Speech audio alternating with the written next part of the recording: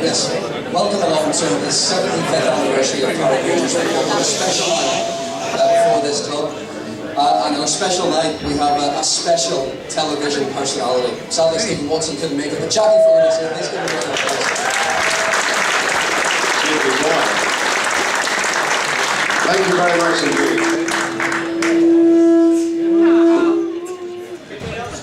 God, those peas have gone right through this. What a night. If you can hear us. It's a night of nostalgia, 75th year. Over here I can see the table of some founder members. Don't give me the fingers. But it's a night of nostalgia, 75 years, a night of memories, a night to see people that you haven't seen for years. And you go and you say, hello, God, you're looking great. And then you say, Jesus, as he is. It's one of those nights. We have a lot to get through this evening. We do. You recovered? Yeah, I keep turning this microphone off, I think the echo's coming from mine. Could I just say, by the way, I saw this young man coming into BBC television, and I can see that he had a future. He's now doing his all proud on Sky Television Sport. Nice day.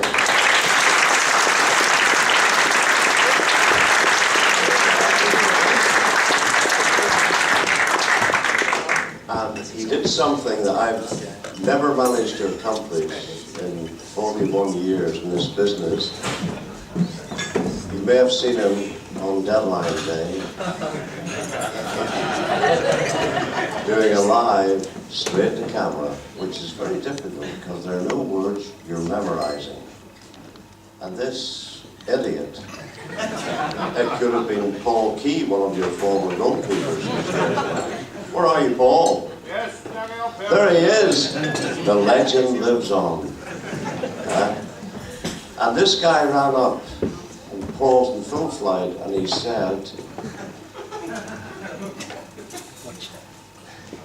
F her straight in the pussy. And Paul, to his credit, didn't blink. He kept going. But all the while he's saying, I don't even have a cat.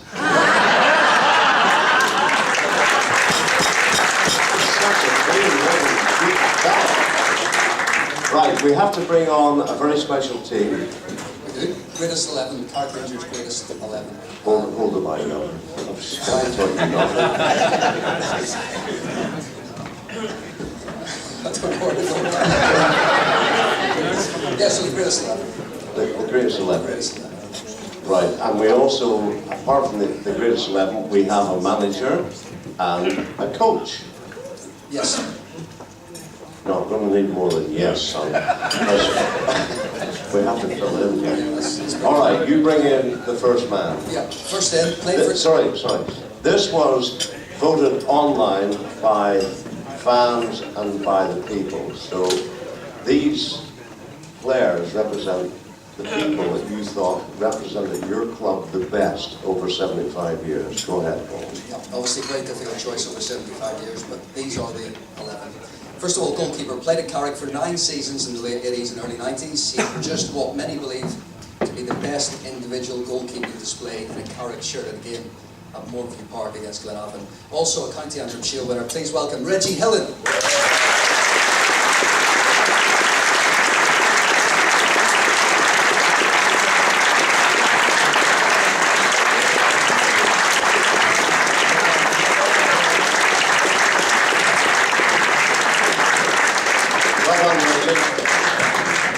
Over this way. God love his goalkeepers.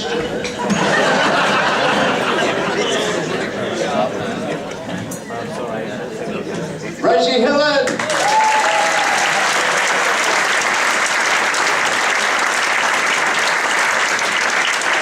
Right back, we have a man who played in the club Steel & Sons Cup winner in 1967 as a 17-year-old. Strong in the tackle and athletic. I know because I played against him.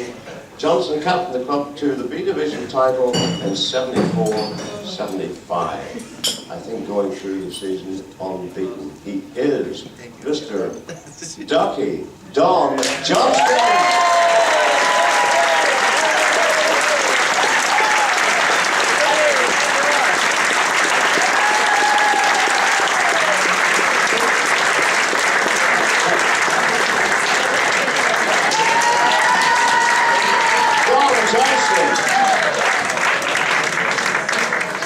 Better in Miami Vice, I'll tell you that.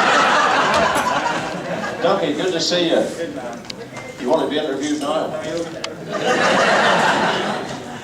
One of our two centre-backs, Ronnie McCulloch, can't be here tonight. He lives in Canada, he's not here. He helped the club to win the Irish Cup final in 1984 against his former club, Ballymena. Well, they didn't win it, sorry. A former football writer's young player of the year as well. He can't be here tonight. He can't be here tonight. What a hard man he was, Ronnie McCulloch. Centre-back, his partner of Ronnie McCulloch and this man, captain of the 76 Irish Cup team, 4 B Division titles, back-to-back Intermediate Cup medals, and of course the Irish Cup medal. A real leader, a union leader as well. As you can see by the suit he is on, Mr. George Matchett.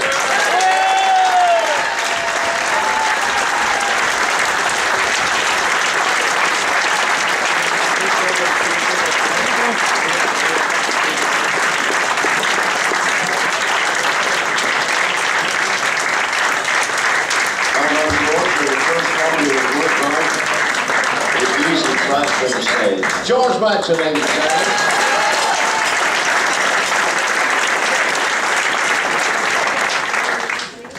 Moving on to left back, a tough full back. This man joined Carrick in 1989 after winning a host of medals at Linfield. He left for Glenavon and Ballyclare but returned as player manager to lead the club to the 1995 Irish Cup final. Please welcome Colin Crawford.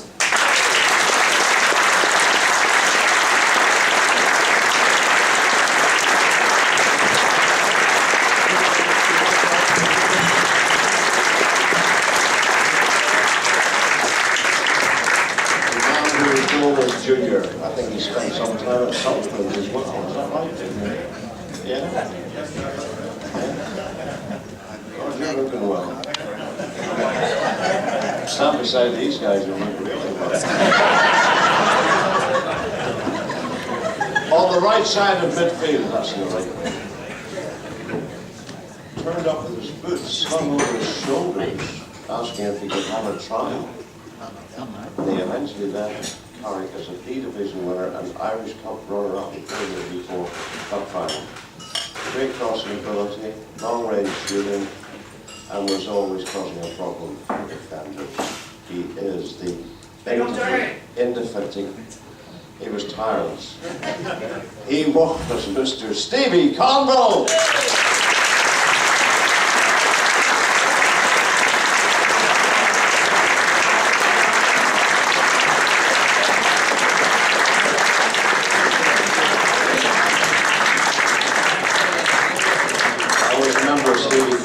With long flowing locks.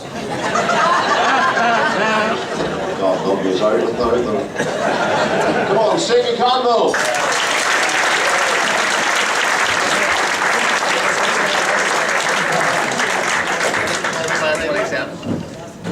Moving on to central midfield, the only player to play in the club's history to play in more than one Irish Cup final, featuring in both 76 and in 84. Following his success in 76, he started all of Carrick's European Cup Winners' Cup games and scored that memorable 89th minute goal in the home leg against FC Aris of Luxembourg. Please welcome Eddie Connor.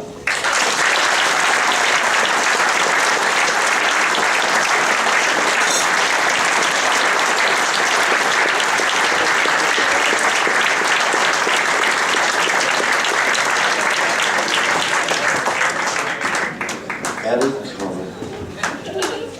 You're too young to remember, but he was a good player. He looks like a minister or something. He's so quiet and genteel. Eddie Connor. Now, we've come up through the years. Joining Eddie in central midfield, the only member of the greatest 11 still playing for Carrick Rangers. Played for the Legends last night, and then involved with the first team today. What the hell age was he? 79. He made his debut 17 years ago and is now the record appearance holder. He's 53 years of age. He is Mr. Glenn Taggart.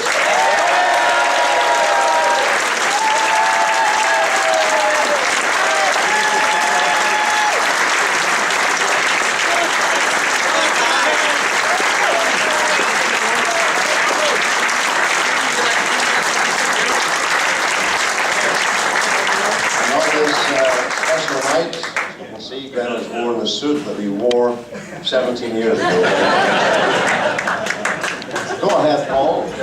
It's worth mentioning the scores from this weekend at this point. Last night, Carrick Rangers Legends 4, Linfield Legends 3. And today, Carrick Rangers 4, Lisburn Distillery 2. So a good weekend all around.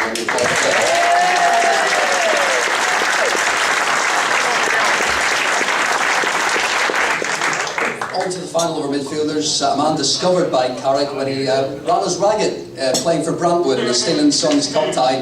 He had signed for Carrick after the game before even changing out of his Brantwood kit. Scored the winner in the Intermediate Cup in 2011, that memorable night.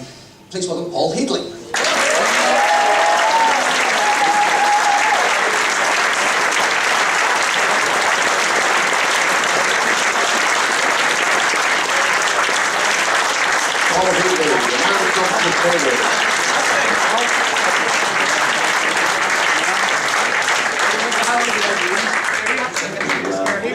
Being aware of his short views when he chose the boxer, he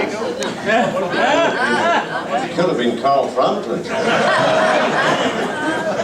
Don't hit me. Right, we come to the last two players. Sadly, this man is no longer with us. Are you sure? He will be represented by his brother Wilson. He scored almost 250 goals for Carrick Rangers. Makes him the top goal scorer of all time. 50 in 41 games during his debut season, 51-52, still a record.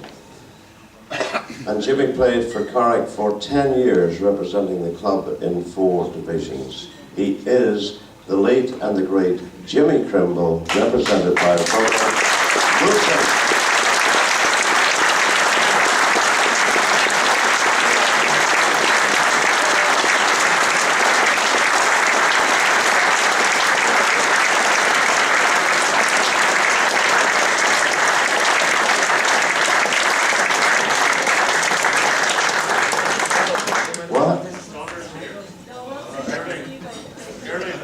Why, are you not going to come up, Wilson? His daughter, Shirley? Are you coming up?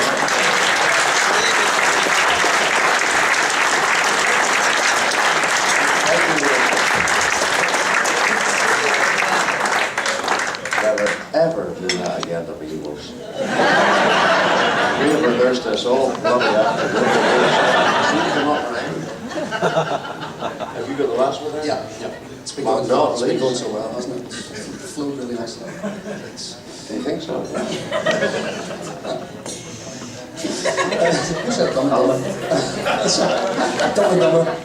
I love the way you gave the results earlier there. You really slipped me sky blue. Anyway, forward, Gary Prenter, the man who scored twice against his boyhood club Linfield. No need to remind you, that's 1976 Irish Cup final again. He then scored 3 times in the Cup Winners' Cup games the following season. Gary Prenter.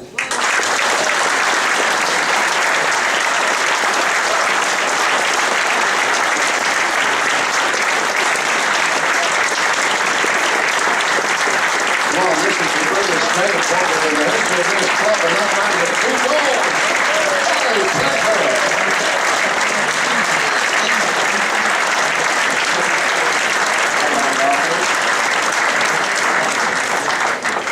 We have a manager and a coach as well. The manager, who's very upset, I can tell you, about not being voted on the bloody best team. And then I text you the manager, who led you to that great cup success in '76 and to great heights in Europe as well. And he came back again to this club and took you to the '84 final, which sadly you lost to Carrick Rangers. Remember these things. He is the one, the only, deserves so much credit. Please give it to Jimmy Brown.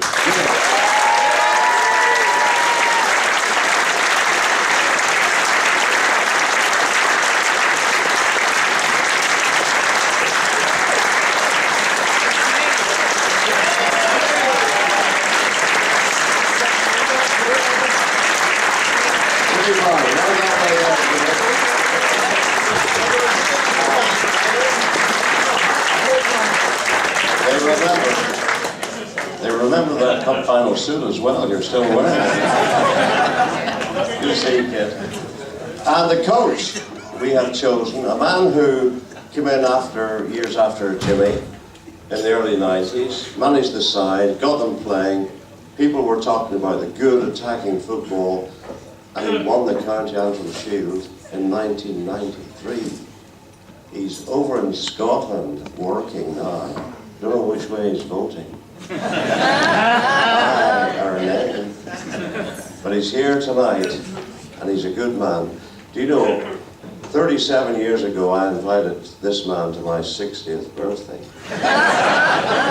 Because I think so much of him. I know you think a lot of him too. He is Mr. Kenny Shields.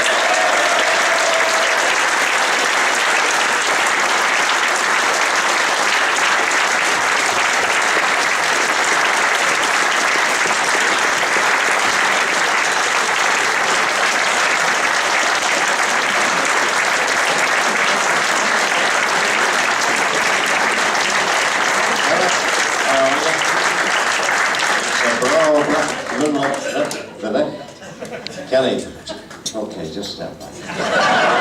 Don't look it. Don't. You look so young.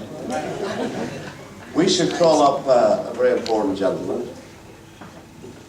Are you going to do anything here? Yes, let's bring up the chairman, David Hilditch.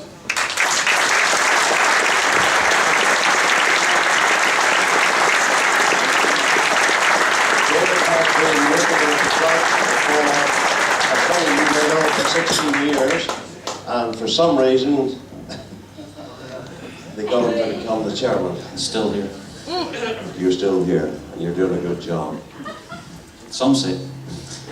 Well, somebody had written it down here. I'm just reading it. You're chairman.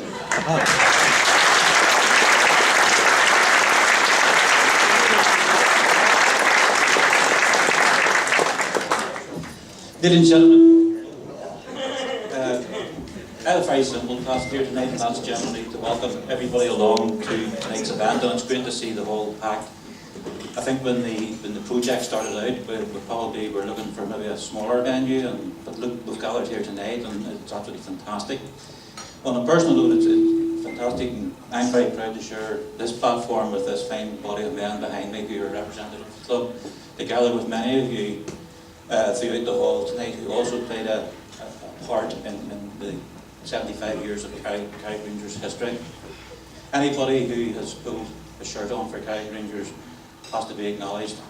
Anybody who has been an administrator behind the scenes has to be acknowledged. And of course we're joined tonight also by a very important aspect to future football, and that's our sponsors. Football in Northern Ireland wouldn't happen without sponsorship, and with a number of our sponsors here tonight, and you're very welcome as we try to develop the club over the next number of years. Tonight we look back, we also look forward, and I think that's the message that we leave you with tonight. Everybody's very welcome.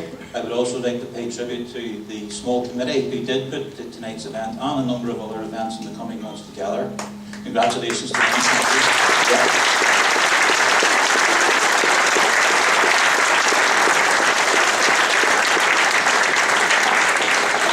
Hard work has gone in.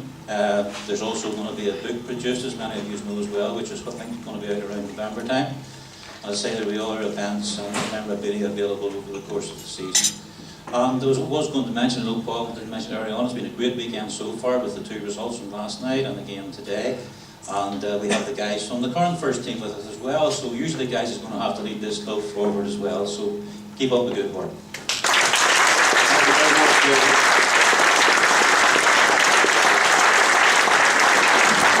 Thank you, Mr. Chairman. A lot of the first team are here. Would that be this table here? Yeah? They isn't young enough.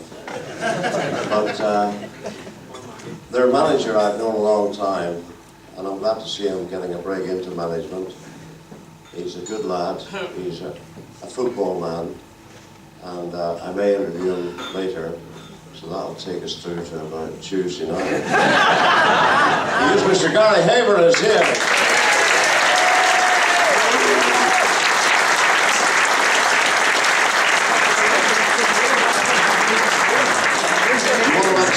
We need to mention somebody else, because the chairman was mentioning about it was not easy to get together a night like this, bring it all together and get all these old-timers who are, with all due respect, great players of the past.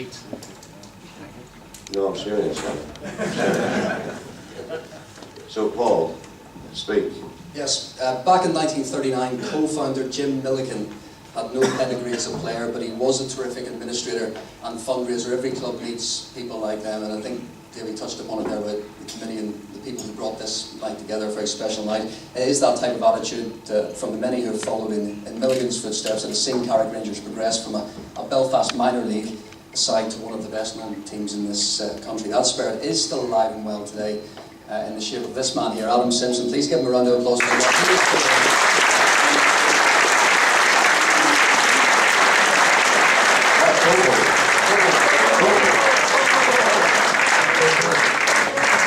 A night like this has been a year in the planning, and we'll look past the fact that he went on holiday this week and missed the Did you say there was a photograph recently? That's right. In fact, I think Ben Roy down there at the players' table scored the winning goal in the recent match against Larne. And Where's Ben Roy?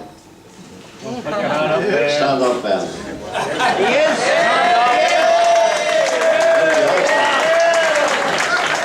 That's Ben Roy. You want to see his brother, Rob? He's slightly older. Is Gemma here as well? Where's Gemma? Gemma, Bobo's girlfriend, is she here tonight? If we could get Gemma to stand up as well. Well done, Gemma.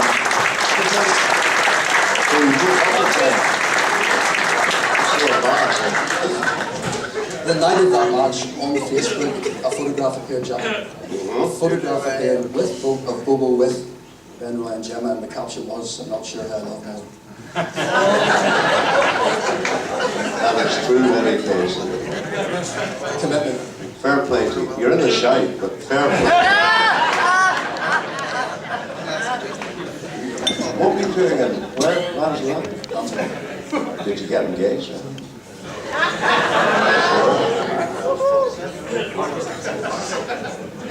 Just for light, money is the light. Did you sit inside the whole week?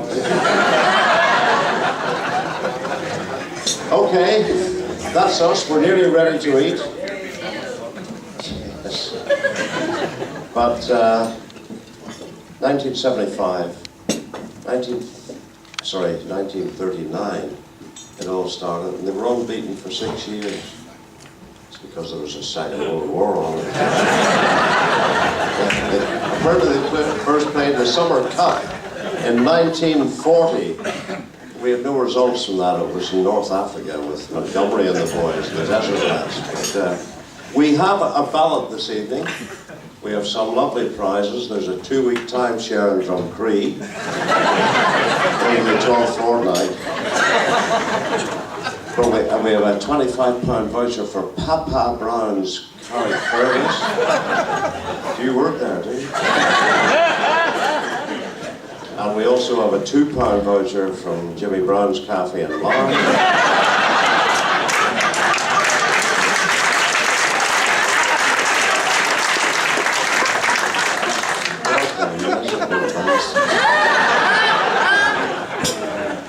And then we have an auction. We have a signed Northern Ireland shirt, signed by the team that recently defeated Hungary 2-1 last week. That shirt is a by this man here. We have a signed match ball by Glasgow Rangers. They're mainly Protestant, obviously. Signed David De Gea, goalkeeper gloves. Signed Robin Van Persie, Arsenal shirt. Signed Sir Alex Ferguson photo. And a signed 75th anniversary Carrick Rangers shirt signed by 9 of the greatest 11. Now, I am told, am I right in saying that we have envelopes on the table? Yes, not tickets. So they're white envelopes. That's because Ronnie McFall and Portadown borrowed all the brown envelopes.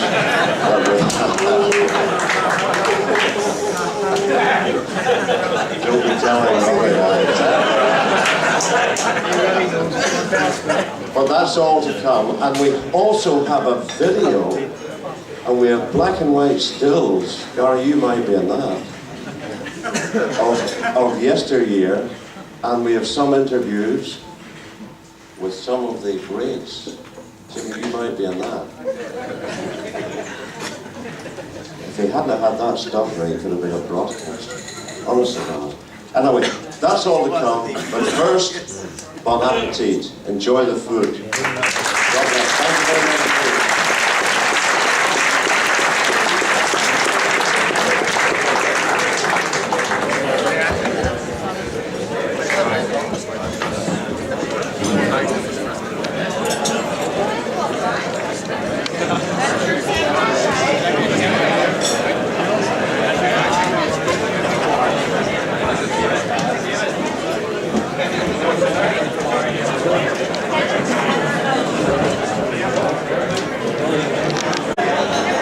What's your name? Carlyle. Good man. Hi, football team. Carrick football team.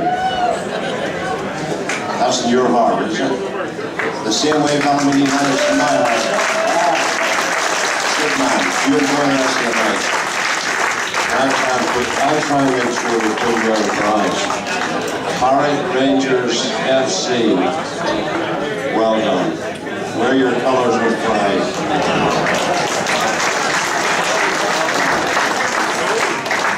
Oh, don't give it to me. Oh, well, I'll keep the money this inside. Thank you very much indeed. We'll be back very shortly. Thank you. Steady, girls. Steady.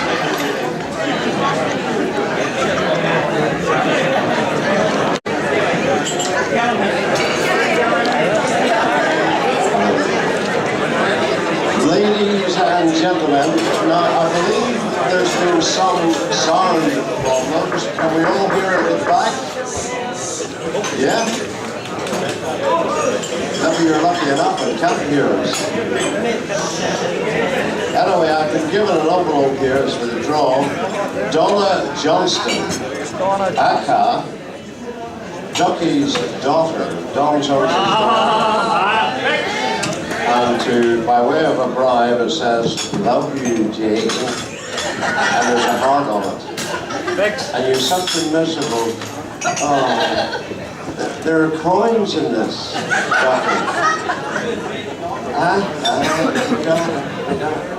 Paul, where are you? Come out of the darkness. We want to thank a few more people before we have the video. Where's he gone?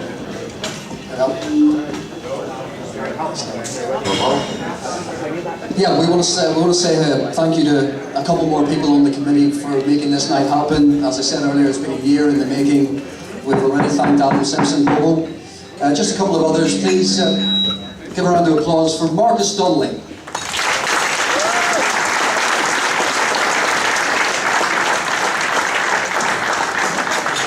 Gary Powers.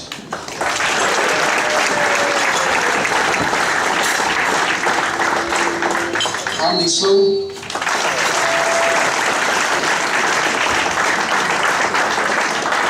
And of course, course, Adrian Hack as well.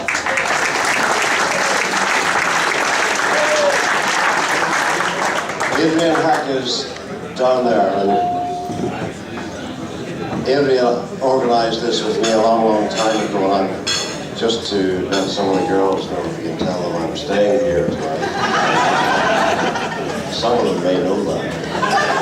But it was great when I arrived tonight at the hotel and discovered that this super administrator, Adrian Hack, hadn't even been booked in. Well done, Adrian. And then I had the embarrassment of the girl saying, I said, I think you have a room for Fullerton. And she says, what's your first name? I says, where the hell do you come from? France? So thank you very much, Adrian. Adrian was telling me before the start, he was at the doctor recently, and he was checked up, and the doctor says,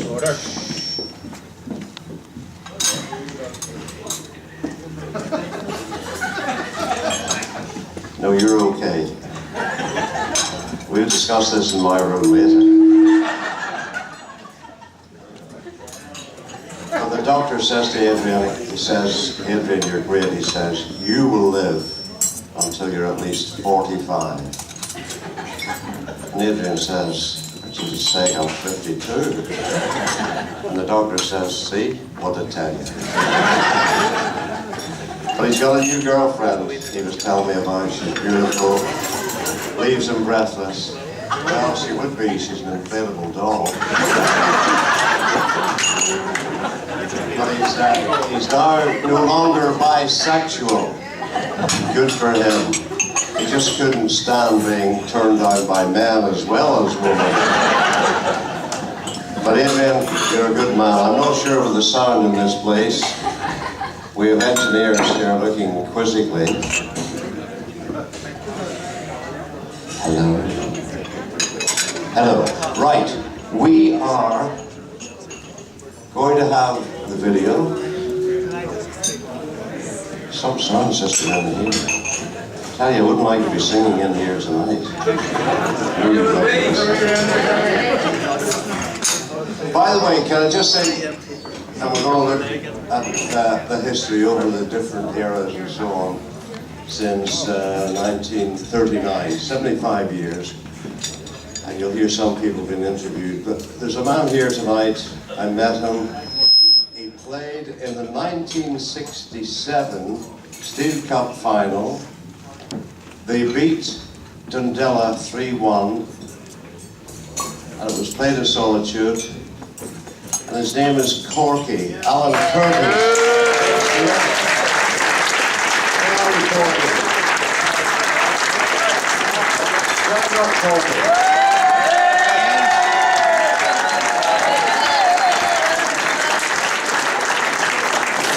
But I just tell you that I was so proud of him, and I thought back that even playing in the Stephen Thomas Cup is not senior football, the discipline that's required to win trophies.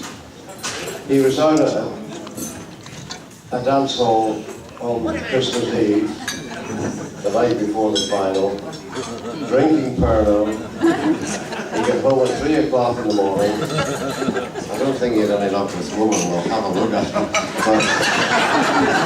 And he had that discipline, full drunk at 3 in the morning, to get up early the next day, Christmas Day, and to win the cup with Carrick. So well done, Carrick!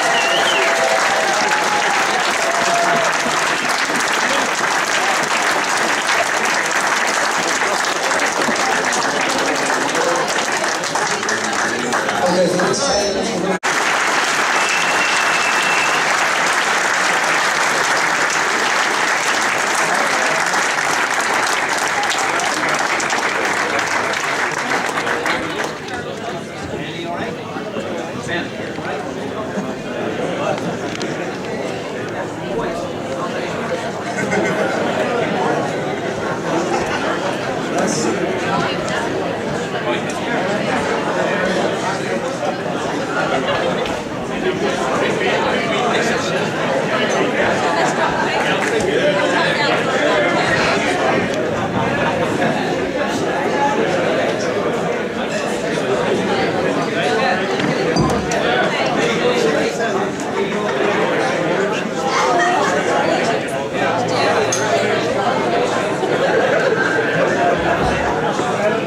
Ladies and gentlemen, put your hands together. I know Adrian Hack played a big part in this. Putting that together. Some great memories.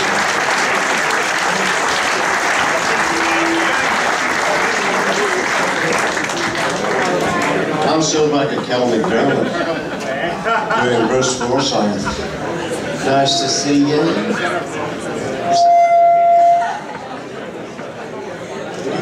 Will you stop that? Sadly, Kel played like Bruce Forsyth. But apart from that, right. What are we doing now? We are going, can we put the lights up, please? You're ready, Ash. That's it, by magic. We are going to bring up the greatest 11 ever, plus the manager, plus the coach. Oh, there's Louise. You're close to Jimmy Brown. Why? And under God, why? But we are going to bring up, first man to bring up, Let's start with the goalkeeper, Reggie Hillen.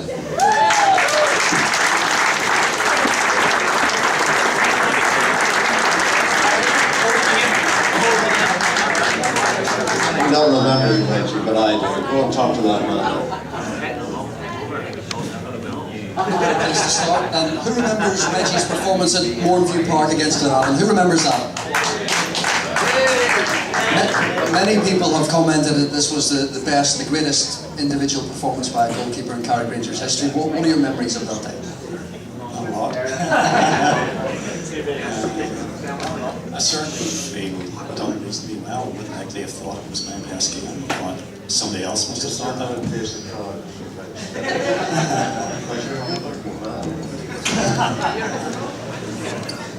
You got a 10 out of 10 with the newsletter. Not many players get 10. Do you ever remember getting a 10 to the front? It's not your 10. And what else stands out from your career, Carrick? I've been involved in Irish League football for 30 years now. I played for 22. I think I played for Carrick for another 9 or 10. And so it was a very happy time in my career. It was a great club. When Kenny came on board, he got a lot of success, and that was good for the club as well. I think also something that stands out for me was the Irish Cup final. Something Colin Crawford done for me. I don't want to go into the detail, but I certainly appreciate that to this day. We can't drag the detail out of you? No.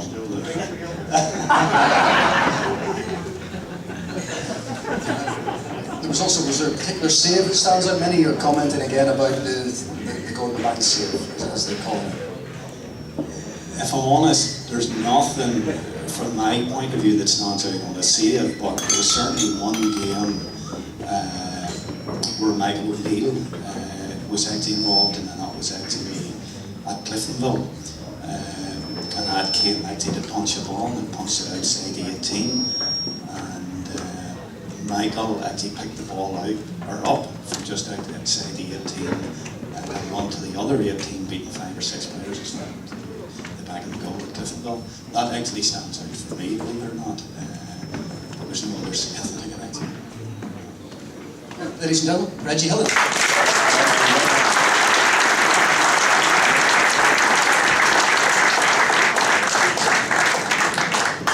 The right back. Are you waving at me, Ducky? Don't ask me anything, Jackie. I can't talk. Ducky, come on up, just let them see you again. Will I? Yes. John Johnston. A fine fullback. And he was a good one. What would you like to say? Do you want to do 10 minutes? No, not. I'd like to hear you singing, Jackie, please. That's no problem, obviously, at the end of life. Any special memories stand out for you? They all stand out well, you know. It's great times at Carrick Rangers on Norwich. It's just all around town. Is this your hometown? Yes, so I also played with Cork in the Super Cup final 67, 68. That's right. You were a young man then. Thank you. Corky wasn't. What do you think? Here, what?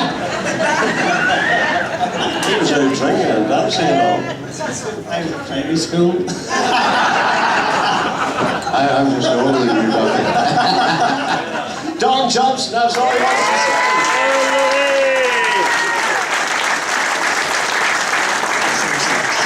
We have one Republican coach can't be here tonight. He's in Canada. So let's bring up fellow centre half George Matchett.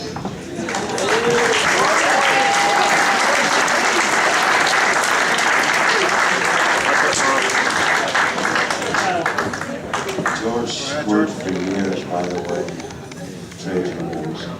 He was saying things like Carrick Rangers was unconstitutional at that time. We demanded £7 a week, and we held out for it. George Matchett!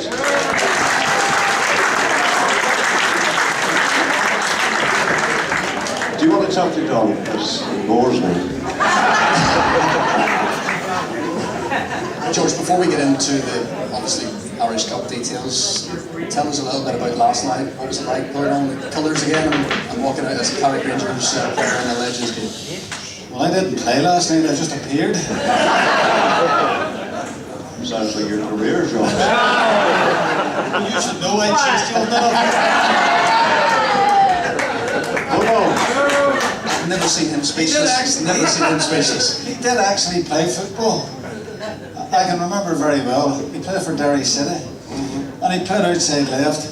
But he didn't last too long when he came to Windsor Park. And I did my debut that night at right back. That's why he limps on his right side. Oh, sorry, I made a mistake. That was his wallet. He's completely speechless. You've got him. You're the first person to have Jackie Ford speechless. How was that fun?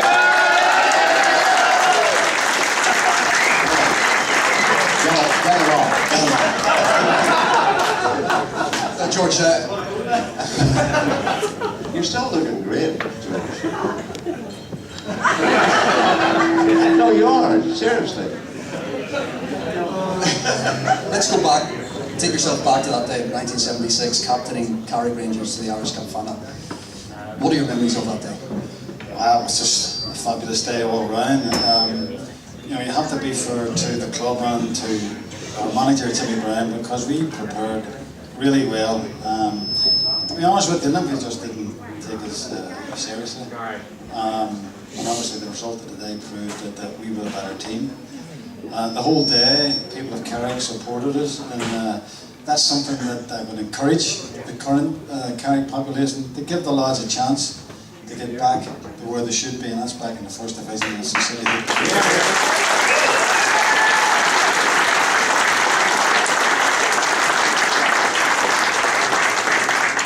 You say on the day you felt Linfield didn't take you seriously. Did you sense that as a group of players? Well, I think we did, because there was one or two Olympic players did make certain comments to some of our players, because we had the Blazers and the Slacks and all the rest of them referred to us as a BB team. Well, you know what happened to the BB team, don't you? George, can you remember the day? Did you go for lunch somewhere? Couldn't tell you. Honestly, couldn't tell you. Probably the club wanted to send you, but Jimmy Brown kept the money.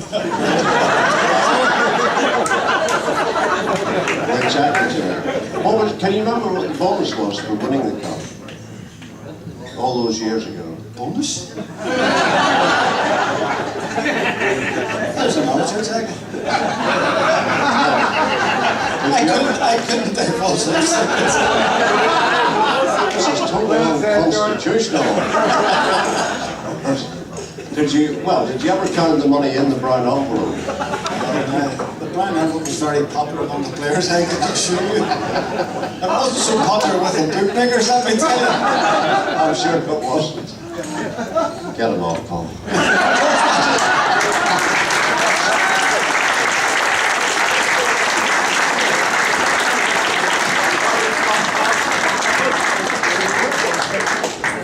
Left back. What are you? Colin Crawford. Colin Crawford. Where's Colin?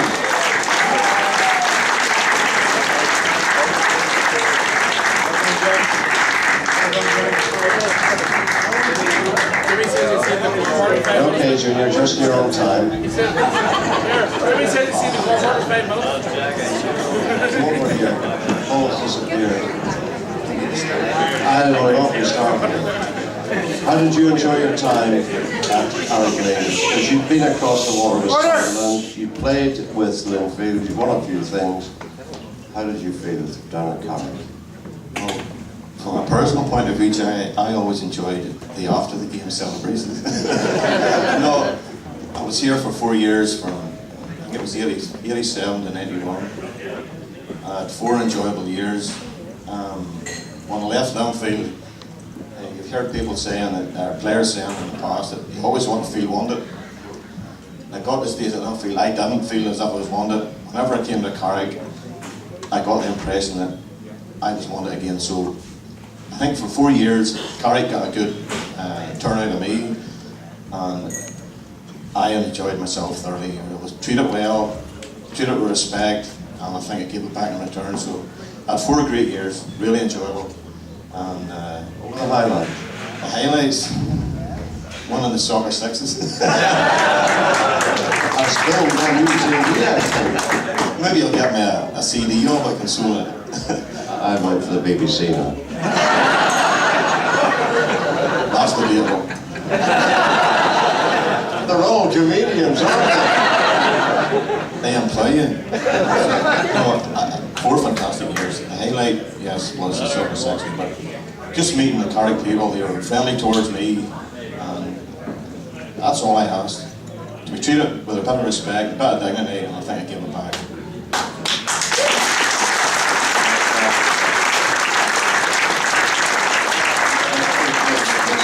A bit of banter and so on, but isn't it great a night like this to see people again that you thought maybe I'll never see them again? That's true, but maybe they thought I'd never see me again either, but That was more hope, I think.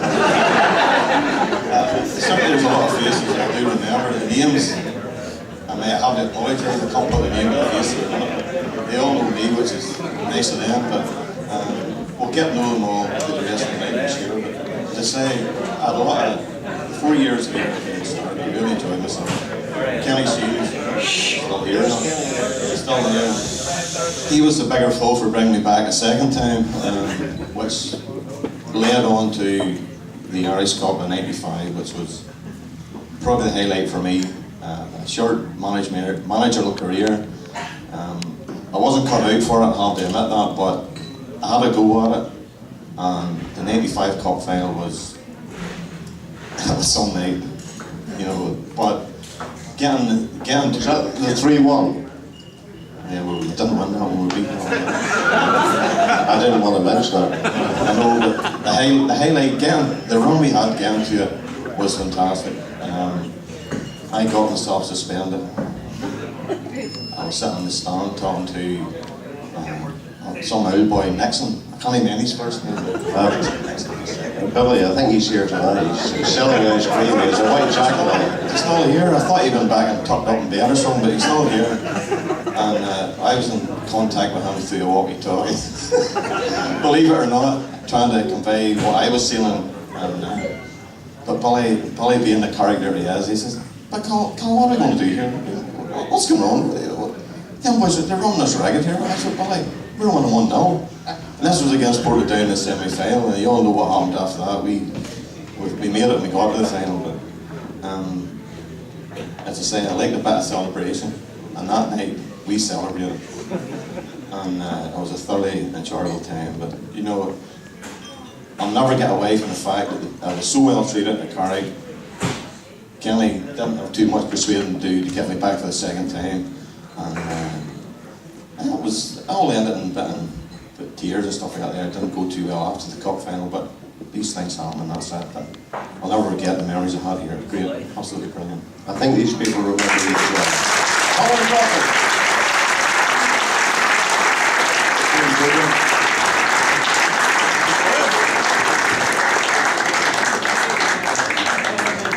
Sorry, I thought you could talk. Junior does all right, doesn't he? We'll go right midfield, first of all, Stevie Conville.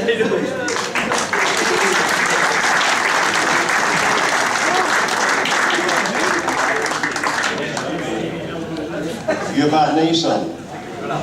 Yeah. Huh?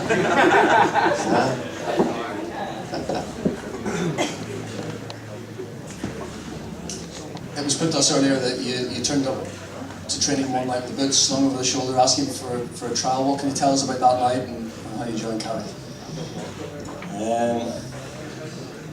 Just turned up like they said, and Simple as that. threw on the boots and played. Next minute I was playing with likes of Eddie Connor, Gary Panther, George Matchett, Jimmy wasn't there then. Army back was there, but just played with the end of the cup final team. I just got in and played with a couple of boys, which was really special. Where were you playing at that time? Before you went to Carrick? Junior football? Junior football, yeah. And are you from here? Lisburn? Yeah. It's a long way to come with boots over your shoulder. Ybor Street. What were your best memories then playing for Carrick? What stands out for you?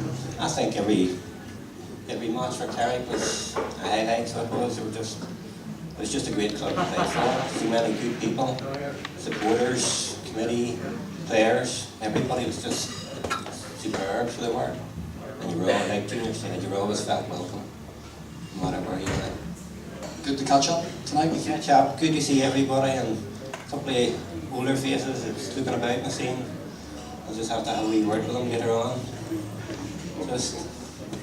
And was your last match the '84 Cup Final, which you lost to Ballymena United? And because of what you'd done, Ballymena signed you. Yeah, I had to follow me after that, yes.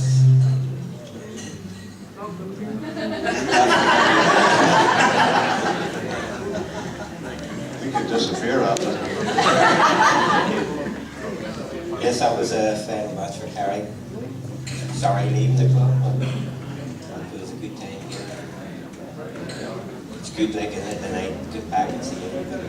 It is nice when you see guys like Eddie Connor and Gary Panther and Jimmy Brown and all that, and you say to yourself, geez, I'm not looking that bad after all. Gives you that sort of lift. When you see Jimmy Brown, yes.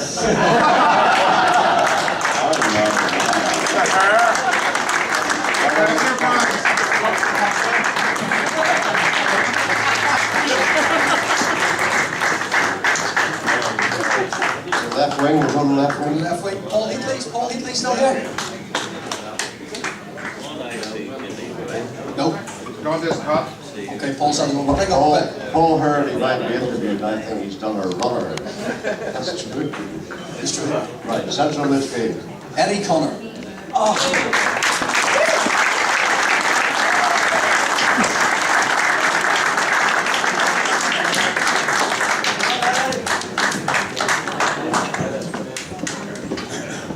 Give another round of applause. Eddie Connor.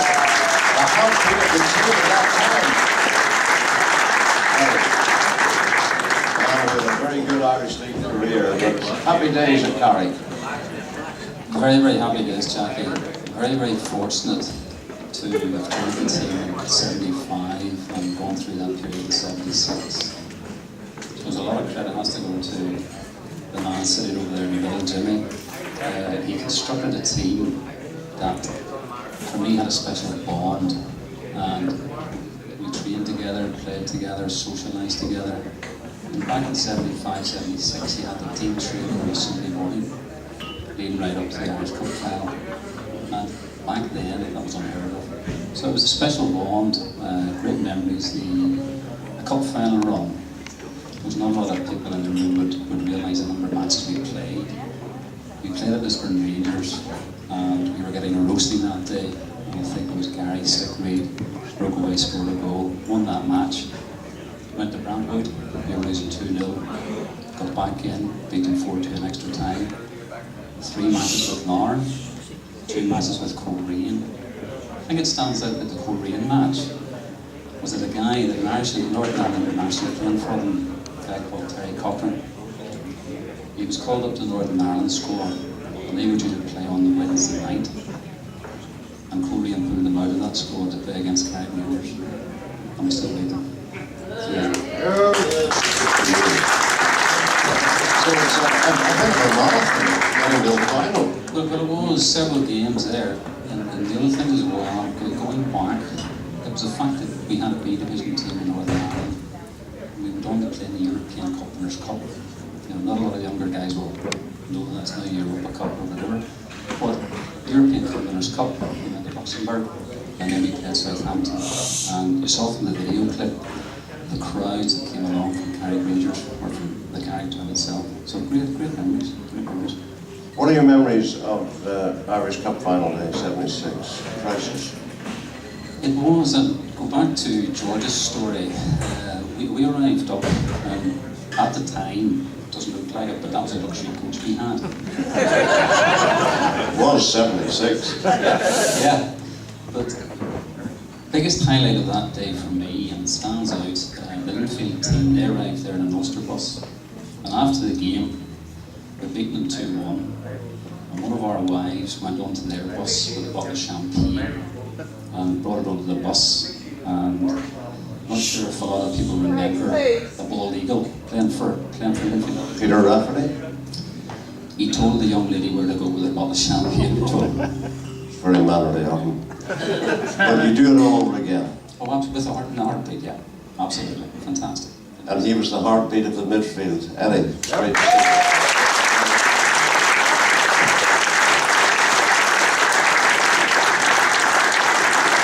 Tell you that all the guys and a lot of people here will remember the game against Southampton at Seaview and the big crowd and so on. Rick Shannon, Alan Ball, all those people. And David McKenzie, is that the day Davey was injured? Big striker. And he had a bad ankle. And they got the first aid people on the stretcher. And they the only thing about the stretcher was the guy at this end was facing out, and the guy at the other end was facing out. So when they both set off, they dropped the bloody stretcher. And to this day, I was talking to Laurie McMenemy when he was over here in recent times, when he was manager in Northern Ireland. He uses that story in his after-dinner speaking. And he always says, the lad was all right until he fell off the stretcher. Then he broke his bloody ankle. Anyway, go ahead, young man. Let's bring on Glenn Taggart.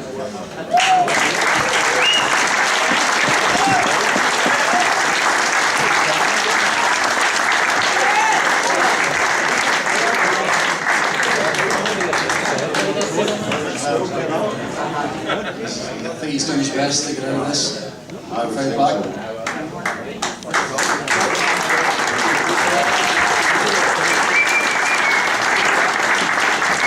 What I have done, if you see the dirty look of Jimmy Brown who thinks he should be in this team, well done. I'll leave this to you, but what does it mean to you? You're still playing, you're 57 years old? He's 53 years old.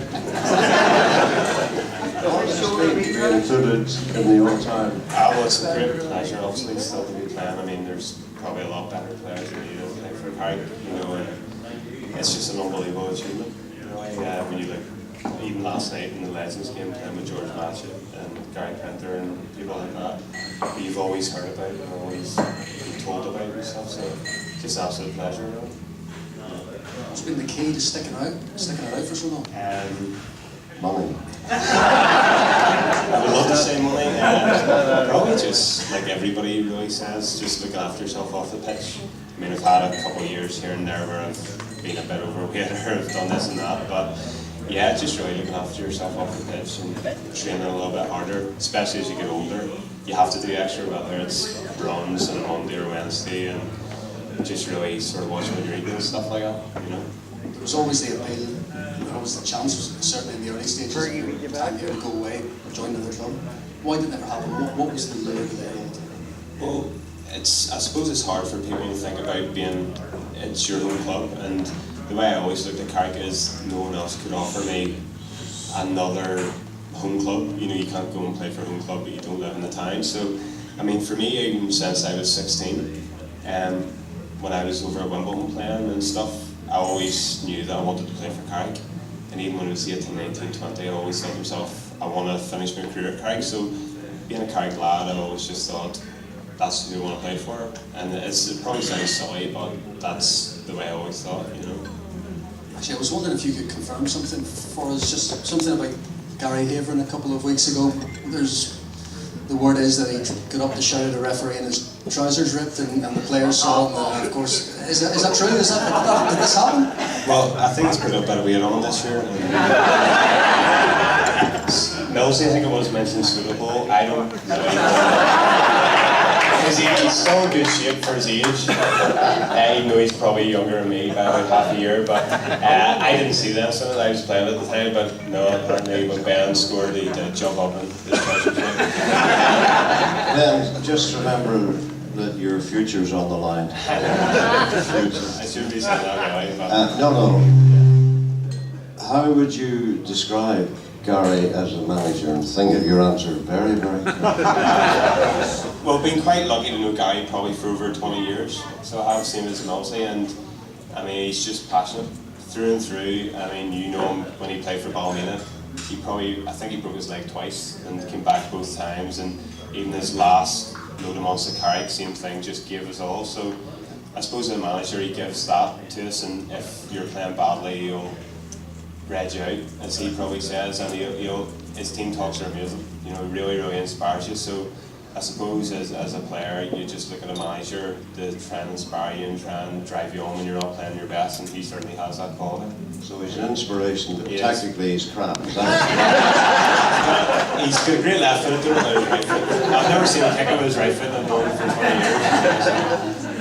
But yeah, no, he's a great manager to have, and he's young, and he's still learning as well. So it's only a good thing to have him at Carrick Rangers, you know. Another 2-year contract is on its way. Well done, Ben.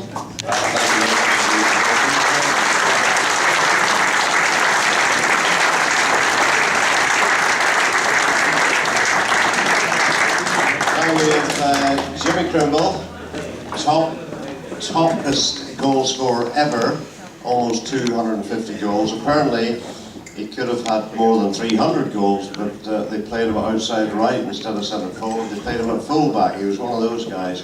Spent 10 years at the club. Sadly, he's no longer with us. But Wilson, where's Wilson? Wilson's gone. He must have been worried about being called up again. But I think, and his 51 goals in 40 games in one season, it's the best ever. It's still a record of the club. So, God bless.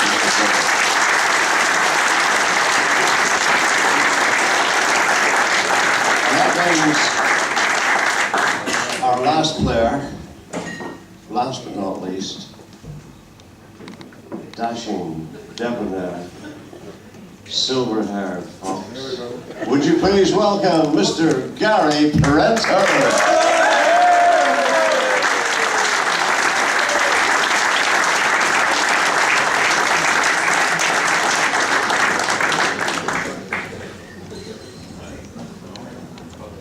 Gary, he's a lifelong Carrick Rangers supporter. He played for the Colts down here, and he's not a bad player at all. Seriously. You're lucky he didn't play for the second team.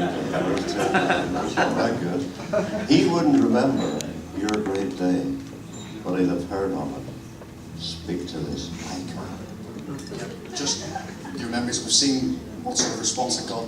People watch it back every time. What are your memories of the day, and what really stands out? Obviously, the two goals. Well, the actual day, I recall when we met in Carrick at the town hall, I distinctly remember, and these supporters were there, fantastic. And we're dressed we had an outfit, dressed with shirt, ties, with a Carrick badge. We felt very proud of wearing this. And I remember we arrived in these outfits, and Linfield had arrived with just ordinary clothes on. I think everybody knew that they arrived in an Ulster bus or something, where we had a sort of luxury coach. So we're really prepared for the day. got the impression that Linfield weren't. And I think I maybe rubbed off and I had that feeling. But the year before, people forget we got the semi-final the year before. And we were beat 6-0 by Linfield. That's right, in the semi-final. So we knew we could actually do it, you know, so the following year, we knew what happened. And there were 10 games to reach that stage, reach the final. What was it about that team that got through all of that? Again, I hold my hand out to the supporters, played a big part in it. You know, it was a closer relationship. People don't realise the close relationship we have with the supporters. And at that time, we were all probably in our 20s. We were just married with girlfriends. And the girlfriends and wives participated. You were married with girlfriends.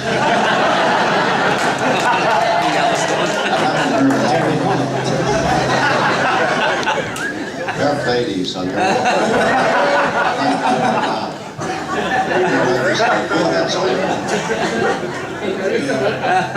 the wives and the girlfriends, we all sort of participated. The wives and the girlfriends all got on together. So the comradeship between the supporters and the wives, the team spirit was there for us to do it, and that's the reason I put down. Not so much the two, people talk about the 2 goals, the Irish Cup final. I mean, I suppose I was a goal scorer, and you expected to score goals. If I didn't score goals, I thought I didn't play well. So, We all participated. That could have gone down a very different path with that man behind you. I'm just looking ahead to the European football the next season. 3 goals you scored. What was that like? And seeing the crowds, we saw in the video, the crowds at these European games, Carrick Rangers in Europe. yeah, well, that was big. But again, if you're a goal scorer, and I suppose the Carrick team at the present day, whoever the goal scorer is not here. He's scored 3 penalties a day, is that right? Yeah. He probably expects to score, and if you don't score, you don't. So I expect, even in European, it doesn't matter the opposition, you expect to score. And we played Aris with Luxembourg, and I think we went 3-1 or something. 3-1 at CV, and then we beat us 2-1. I think it was some away goals or something. But Southampton was a big one, and the atmosphere was tremendous. It was a massive crowd, but when you were up against it, it's a big challenge. Probably Stokes. I think Peter Rose good. I think everybody who remembers beating Manchester United 1-0 in 1876. So that was the scale we were up against. And we've done ourselves justice, I think. Do you have a view of the stretcher incident? Again, in Southampton? Yes, well, that was Jimmy McKenzie had got injured. I remember it clearly. It was the St John's ambulance came on. Look at one of the St John was this height, and the other one, I don't know why it was like that height. So when they lifted the stretcher, it actually happened twice. When they lifted the stretcher, the first time they got it right, they were facing him, but he was so way down there and he was way up here. And he sort of, we'll hold on a minute. So they had to put it down. And for some reason, they both turned around at the same time. We lifted the stretcher. David fell from under the blanket. What was left was, I remember, it was a grey blanket. A dark grey blanket was left. And Davy was on the ground. He was complaining about his side then. I remember Laurie McManamy, because I looked over, and Laurie McManamy had his, he had a programme, and you just see his shoulders going up. I couldn't believe it. Tell me this, we're having a bit of banter tonight, but what role and how significant was Jimmy Brown's part in all of this? Well, Jimmy's so enthusiastic. I think I have to put it down to Jimmy Brown for everything, for the comradeship with he was the one that got the waves. As I spoke about earlier, the waves and the curve race together. He trained us. Well done, Jimmy.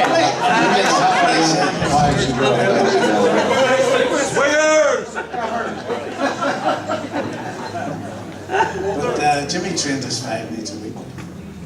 He had us down here 5 nights a week. Running along the promenade, back and forward, training 5 nights. Coaching, tactics, you had to get the tactics right. Corner kicks right, free kicks had to be taken right. So everything was there. He did it right. Everything goes to Jimmy Bryan for his organisation.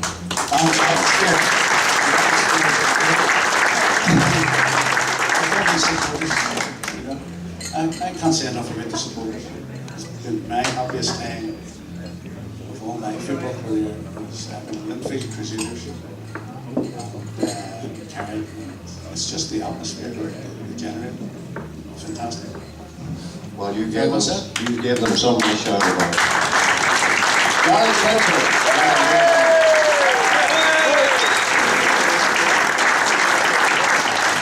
So now the team, I tell you what, we'll keep them to the end.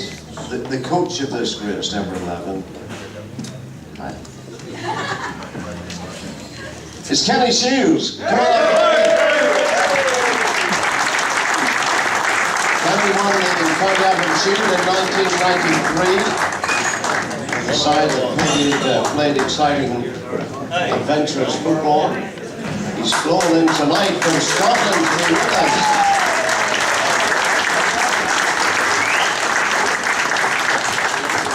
Kenny, you haven't changed. Kenny has not aged, honestly, in the last 10 years.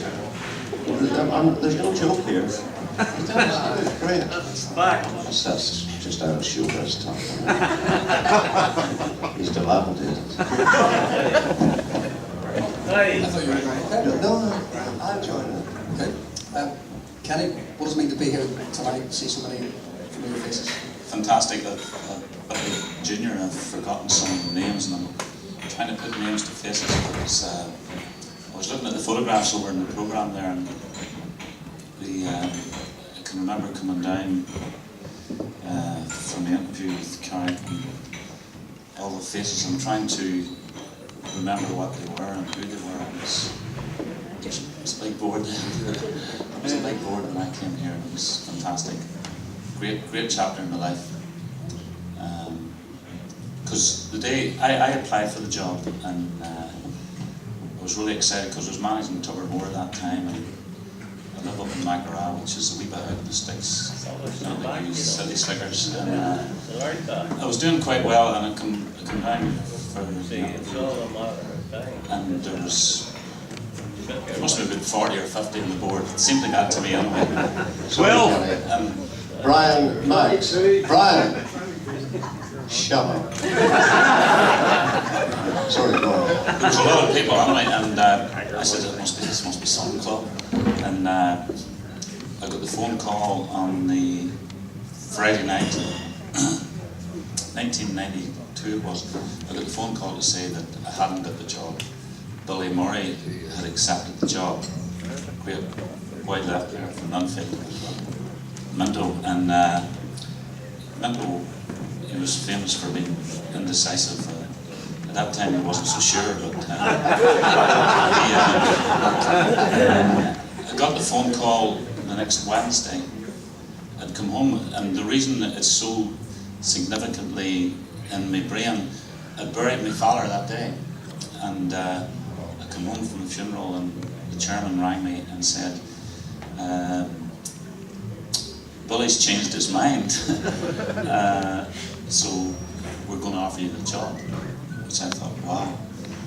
And I says, I'm just done from my father's funeral, which sounded a bit strange. And he says, I'll give you a couple of days to think about it. I says, no, I says, I'm happy, I'll take the job. And it was brilliant. And when it came time for my first game, there was less of the match than there was in the boardroom.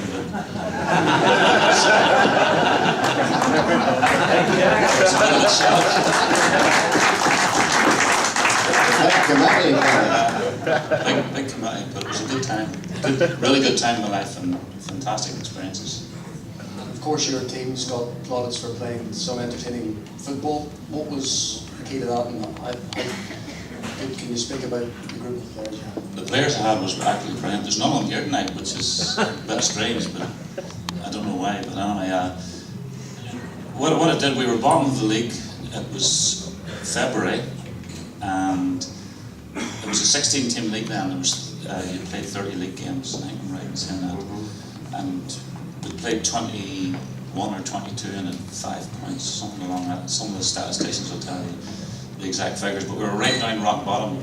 So we played out, 7 games left, and we got our first victory at Newry, and the team just wasn't gelled, and we speak about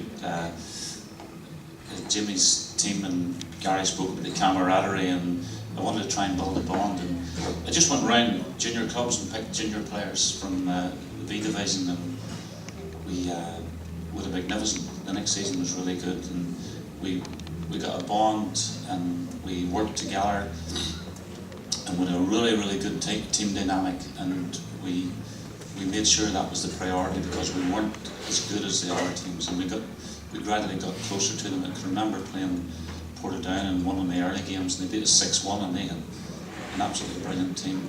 And the next year, within about 4 or 5 months, we were turning them over, which was great. We went up there and beat them 5-4 in one of the cups. I think there was 4 cups then, and we beat them 5-4 at Portadown, and they beat us 5-4 the next week. Something around, but we just went for it. Every game we played, we went for it, and it was a really exciting time. So you've managed also senior Kenny with Coleraine, Ballymena, you've been at Kilmarnock, Morton, but you'll always remember fondly, I'm sure, your days with Carrick. Yeah, it's right up there. And, you know, it's the history of Carrick Rangers Football Club, as you've seen tonight, it's right up there, and they seem to be always the underdog, that, you know, competing against Linfield, Southampton. Sometimes they go in as favourites and don't do as well, like when they're playing Ballymena. I managed them as well, Jackie. Oh, sorry, that's right. Forgot about that chapter, but anyway. We haven't forgotten the job you did.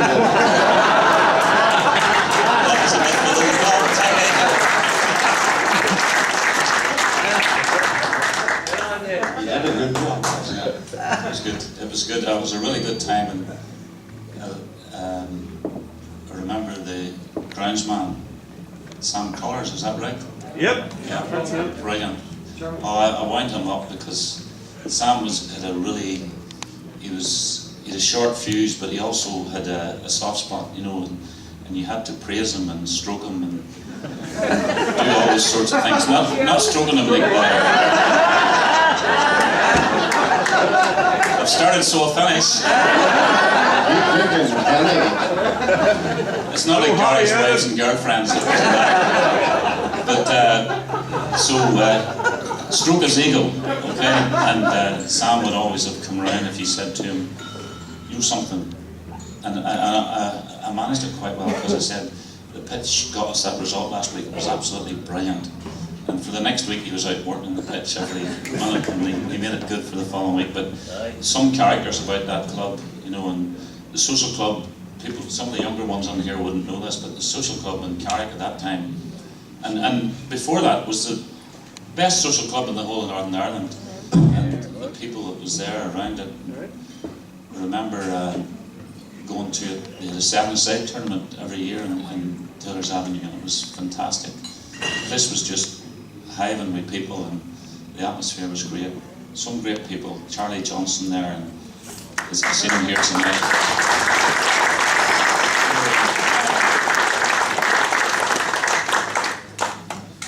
Big Sam, what's his name? He lived Coleraine. Sam Crullers. Sammy, Stanley Forsyth. Stanley Forsyth, another great man. Yep. Bob Barry, you know, there's a couple of them here tonight.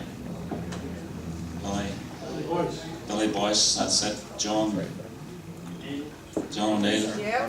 along with Cormac. All really good people, and they give me, you know, it was some of the happiest times of my life, and I'll always treasure them. Thank you very much. It was great. Thank you very much for flying over to us tonight. Number 2, the coach of the Ladies Forever. Now we come to the last interview. Last but not least. Save the best for last, will we? Jimmy Brown.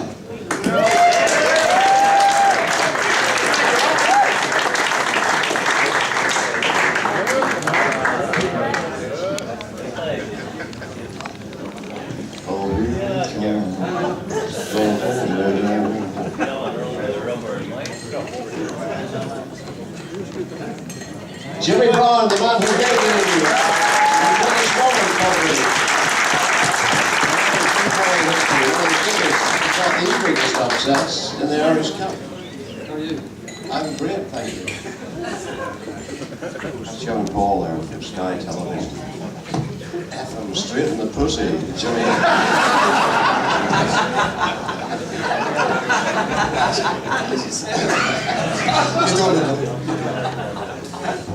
Jimmy, this night is special, is it not, for this club? It's unbelievable. 75 years, born, founded 1939, and you've got a history all through those years, and of course, we've heard history tonight, and it's brilliant.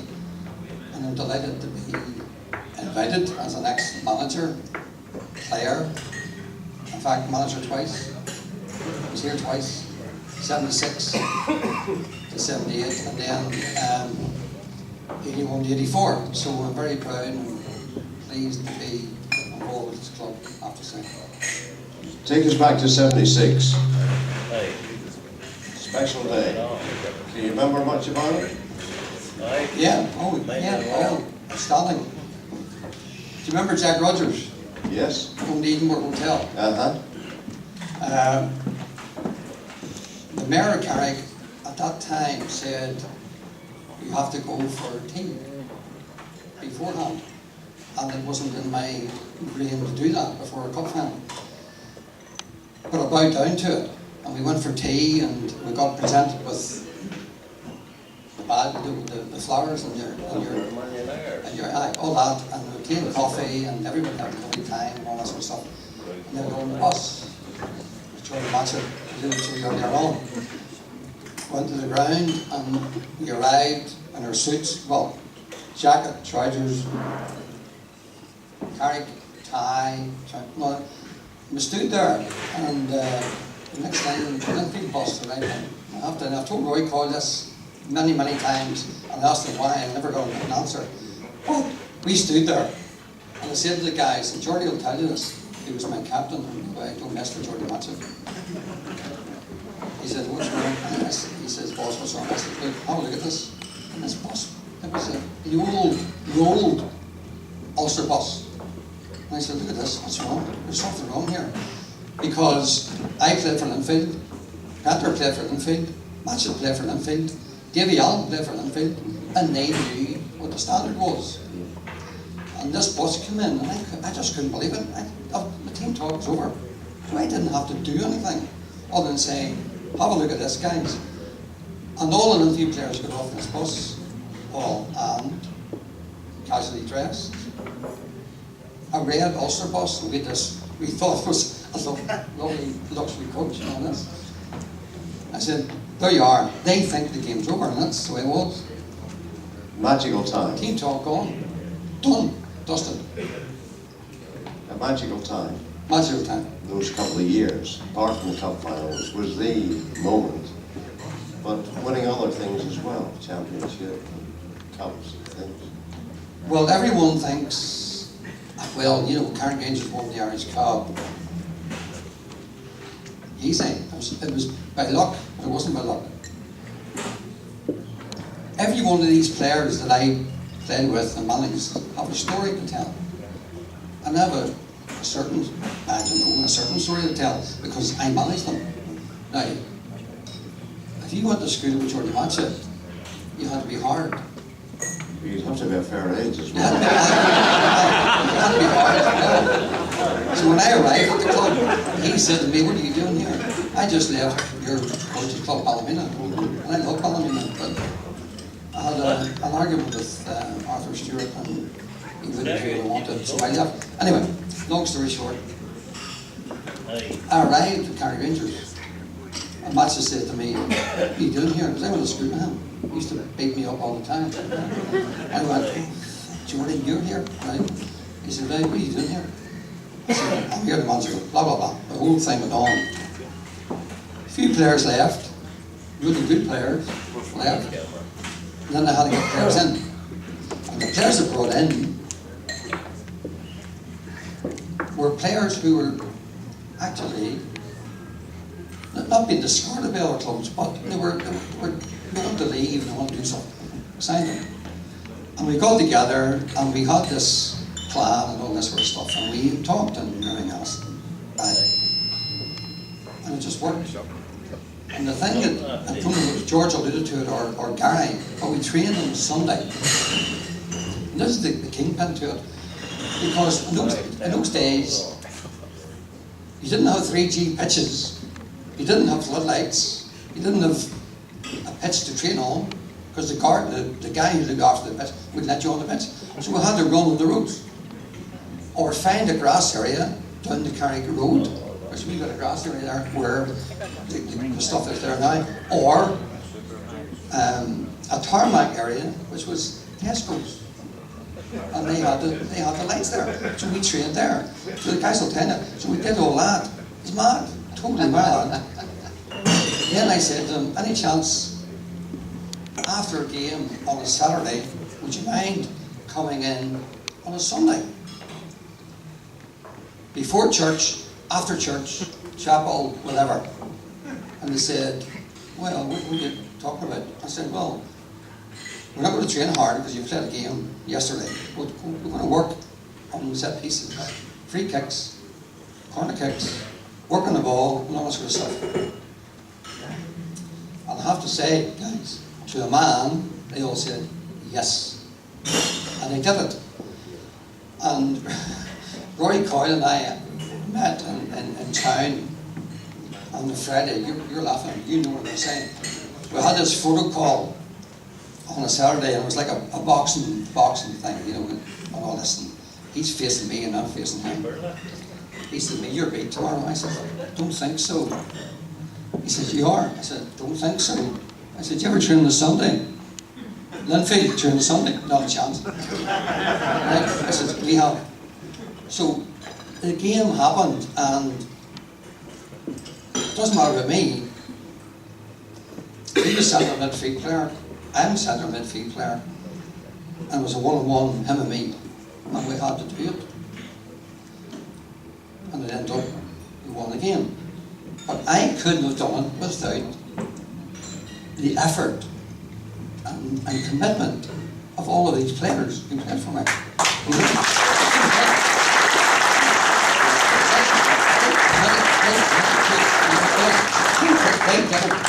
Training 5 nights a week? Ever playing Sunday? No, not 5 minutes. No, not 5 minutes. Well, then somebody was telling lies earlier. No. It was 3 nights a week, plus a Sunday. Right. And that wasn't done in the B division in those days. That's true. Paul, it just wasn't done. But these guys committed to it, and that's the way it was. Now, they trained hard, they gave me a stick, and I got loads of stick and all that sort of stuff, but they did it. Now, Linfield were obviously a big club, and on the day, Linfield scored after 30 seconds. 30 seconds. After all the preparation I was trying to do, you know, stop them scoring, the crowd will get on their back, we'll keep, no, don't do. They score after 30 seconds, and turn the matches, and I went down, actually when they scored, I went down to my knees like this. And Matchett grabbed me off the neck. He says to me, "Brenner, get up." And get everybody going again.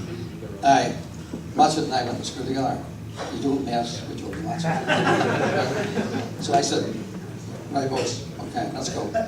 And of course, this man here, Gary Rangers, scored the 2 goals. And The rest is history. the rest is history. Do you miss those days? Yeah. Looking back and seeing these guys all together. But listen, I managed this club from 75 to 78. The sacked me after all the success.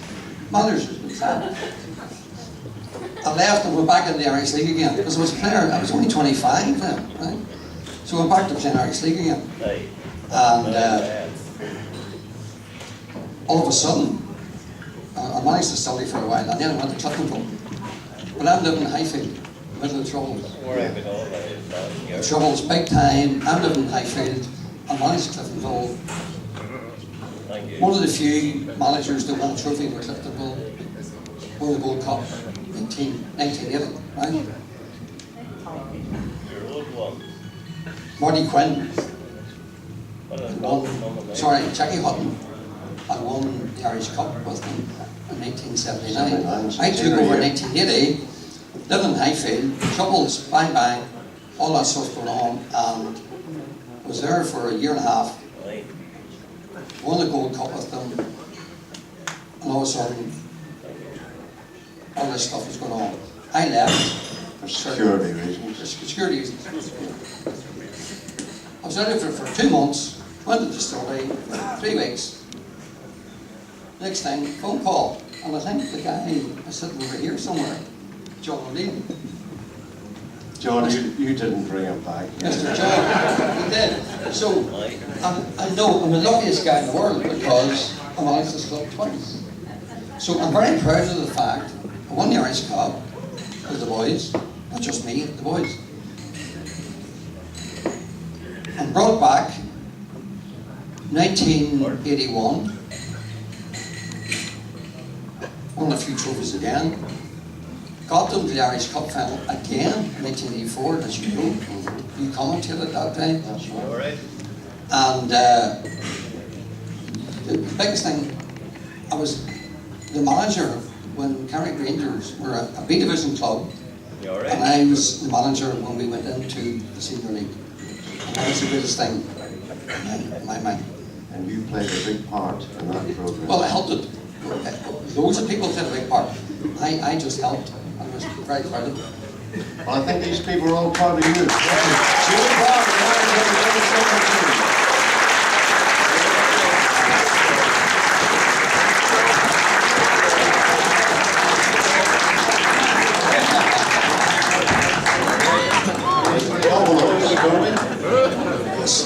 The envelopes. We should give another round of applause for our greatest ever 11, plus the manager, Jimmy, and George.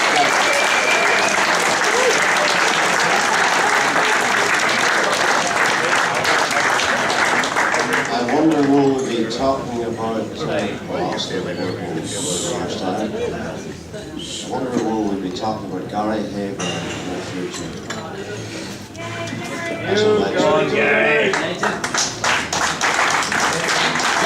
tell you what, why don't we get set up? Why don't we go off for a couple of minutes?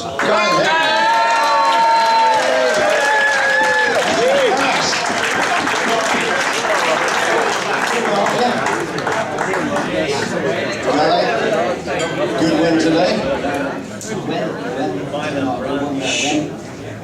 Yeah, of course, you didn't want to keep on putting yourself in the hat too, do you? Like, I mean, that's exactly what we had to do today, and maybe not our best performance in that, like, but we're in the hat, and that's all that matters at this stage, you know. How do you like this management business? It's not all it's cracked up to be. It's stressful, like, but when you get to work with the players that we have here at Carrick, and we get to work for the board of directors I will get to work for, incredibly lucky, Jackie, to be honest. Now, I never in my lifetime thought I would get the opportunity to work for a club like Carrick Rangers now, and I didn't realise how big a club it was until I actually came to the club. Michael brought me to the club, and Michael Hughes. Oh yeah, Hughesy brought me to the club. Michael brought me to the club, and I'll be honest with you, I retired after Ballymena. So I did have my time there. I loved it there, and I loved the club. And I thought that was me finished, and I went and played for the Tech for a year in the Amateur League, and I loved my time there as well. I played with my friends, and I thought that would be me wrap that up, like. But the opportunity came to Carrick and that, and like being a learn boy and that, you know, I probably didn't. I didn't come to Carrick with any real great expectations and that there, but other than I come from Michael. But I came from Michael Hughes, and that's the truth. But the people, Davy Hilditch, unbelievable man, like so is Charlie Johnson, unbelievable man, James Bell.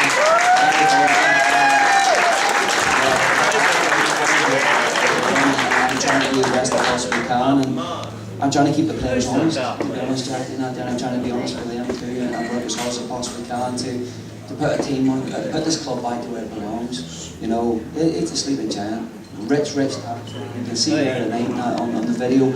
Rich tapestry we have, and big shoes to fill in that line. But I think this current team out there could go a long way to bring another wee bit of success now to the Carrick Rangers. Have you enjoyed tonight seeing all the older players and guys who've done things in the past, seeing the video? Exactly, I'm a football man, so I am. I live and breathe football. I sit here and I see Kenny Shields down here tonight, and I appreciate Kenny coming down here tonight. One of my biggest regrets actually in football is I didn't actually get the opportunity to play for Kenny, so I never, because he's somebody I've got the utmost respect for in football. And I'm going to see the career that he's had and he's going on to do, and it inspires me, to be honest. Now there's somebody from Northern Ireland who's gone out there and he's gone out there and he's done what he's done out there. It's hugely inspirational for somebody who has aspirations.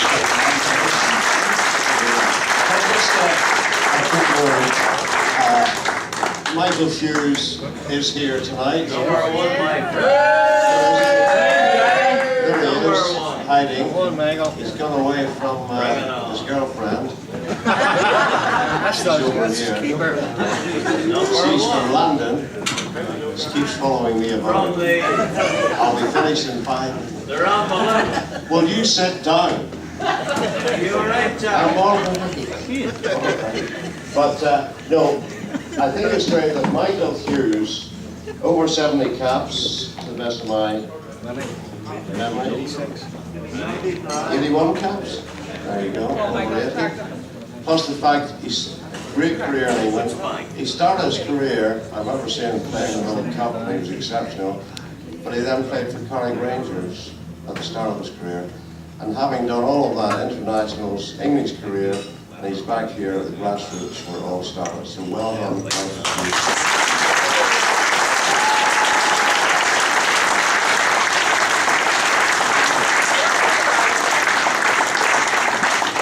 What are the targets this season? Promotion, of course it is. If you're in a night, Jack, you've got to be in it to win it. So you do like to me, and I think that this board has worked incredibly hard to make us competitive on the field by being able to us to attract good players. Like, we've got a fantastic squad of players this year.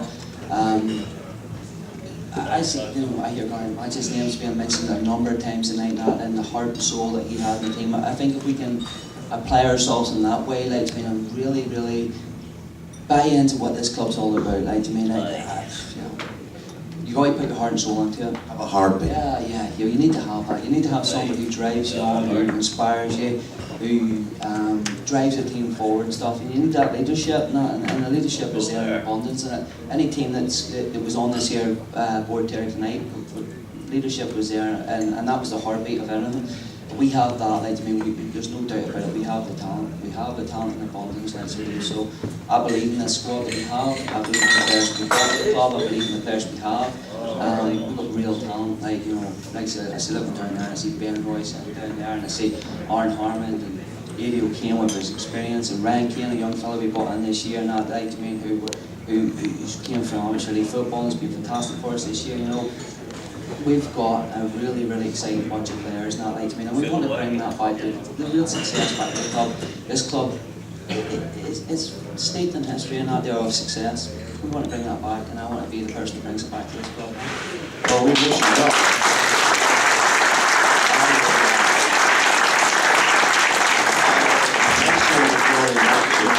They've been very keen on his leadership. I don't think Jordy will be playing him. Really don't. Gary Hayburn, you've got a good man.